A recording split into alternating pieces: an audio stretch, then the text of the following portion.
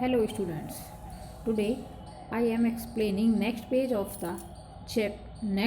the poem A Legend of the Northland. So come to the poem. So he made up so he made a very little cake.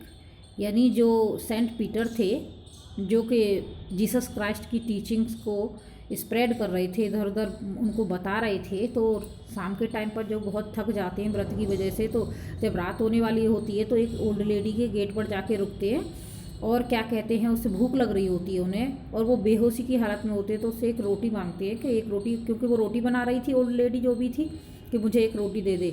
लेकिन वो क्या करती है, so she make a very little, वो एक छोटी सी cake बनाती है। केक मीन्स यहाँ चपाती से है, रोटी से है, बट इट इज़ बेकिंगली, और तब उसे सेकती है। शी लुक्ड एट इट, उसकी तरफ देखती है, and thought it seemed too large to give away, उसे लगता है कि जब सेकती है कि ये तो देने के लिए, उस सेंट को देने के लिए बहुत बड़ी रोटी है। बनाती तो छोटी है लेकिन उसे लगता है कि ये बहुत बड़ी रोटी है। देयरफॉर शी निगडेड अनोदर, इसलिए वो दूसरी रोटी बनाने लगती है।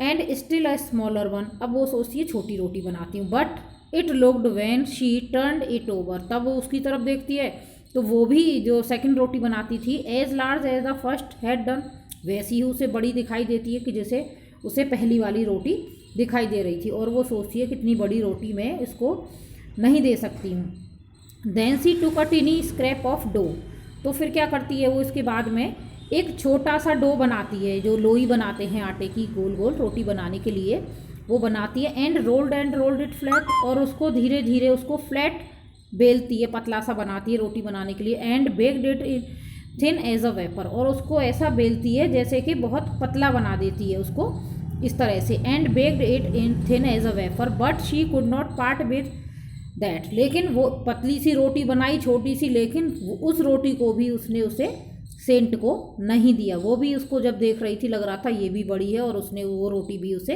नहीं दी। Next, for she said my cake that seem too small, उसने क्या कहा कि मेरे केक देखने में तो जब मुझे छोटे लग रहे हैं, when I eat of them my self, लेकिन जब मैं उन्हें खुद खाती हूँ, देखने में छोटे होते हैं लेकिन जब मैं उन्हें खाती हूँ, are year too large to give away, लेकिन देने के लिए वो बहुत बड़े हैं। So she put them on the shelf, ये कहते हुए उस जो सेंट था उसे एक भी रोटी नहीं देती और उसको अपनी सेल्फ में रख देती है। यानी वो इस तरह से, एक तरह से यहाँ ग्रीडी लेडी दिखाई है, लालची, एक के बाद दो एक रोटी बनाती है लेकिन एक भी रोटी उस सेंट को, हरमिट को नहीं देती है। Next page of this poem.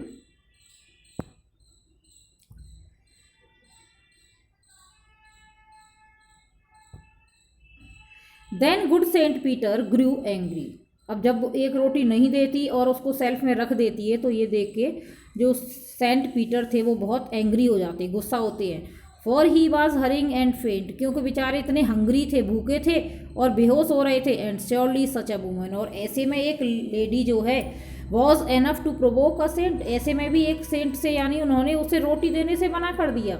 जब कोई आपके सामने भूख की वजह से ऐसी कंडीशन में हो तो हर कोई चाहेगा कि हम उसे रोटी दे दें, लेकिन वो लेडी ऐसी थी जो उसने उसे सेंट को रोटी नहीं दी। And he said you are far too selfish, saint क्या कहते हैं कि तुम तो बहुत ज़्यादा लालची हो, उससे कहते हैं उस लेडी से कि तुम बहुत ज़्यादा लालची हो, क्योंकि ऐसा कंडीशन में तो कोई भी रोटी दे देता लेकिन तुमने रोटी नहीं दी। To dwell in a human form, तुम इंसानी शक्ल में कौन हो। To have both food and shelter, तुम तो इंसानी शक्ल है तुम्हारी लेकिन तुम इंसान नहीं हो, तुम बहुत ही लालची कोई वो हो, इंसेक्ट हो, इस तरह से कुछ भी बोल दिया। And fire to keep you warm, क्या कहते हैं, टू हैव बोथ एंड, यानी तुम हमेशा खाने के लिए तरसोगे, तुम्हें खाना पानी भी नहीं मिलेगा क्योंकि ये तुम्हारा राइट नहीं है, क्योंकि तुमने तो मुझे खाना तक नहीं दिया।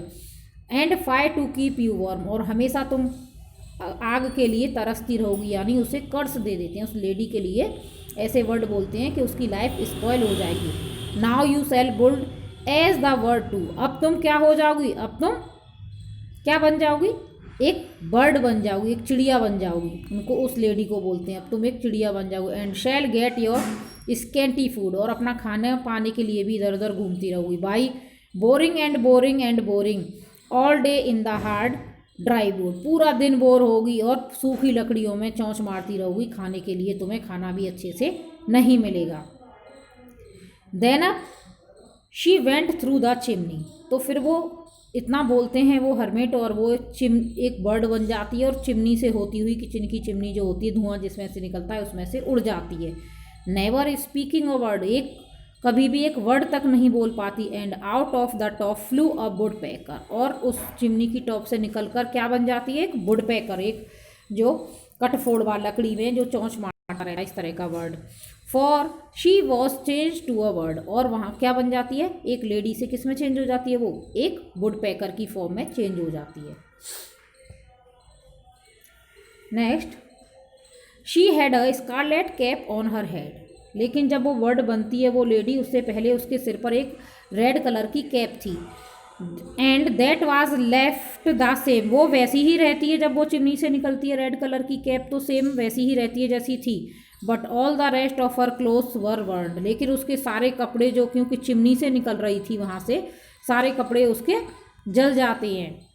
But all the rest of clothes burn black as coal in the same, और कैसे हो जाते हैं, जल के एकदम काले कोयले की तरह हो जाते हैं। नेक्स्ट पेज और last page of this poem. And every country school boy, अब आज हर देश में उसको, यानी हर गांव में, शहर में या किसी भी कंट्री में, has seen her in the board, उस कटफोड़वे यानी उस लेडी को जो कि क्या बन गई थी, एक कटफोड़वा या वुड पैकर बन गई थी, उसको हर जंगल में हर गांव के बच्चे या कोई भी उसको देख सकता है। Where she lives in the trees till this very day, क्योंकि आज भी वो जंगलों में रहती है और पाई जाती है। Boring and boring for food, और हमेशा खाने की तलाश में इधर उधर सूखी लकड़ियों से अपना खाना ढूंढने के लिए पेड़ों में वो अपनी चोंच से, बीक से मार मार के पेड़ों की उसमें स्टेम में वो अपना खाना ढूंढती रहती है आज भी। यानी उसको उस सेंट ने कर्ज दे दिया था उस लेडी को, और वो एक वुड पैकर बन गई थी। ओके, तो I have completed this poem. Next day I will provide you work of this poem through PDF.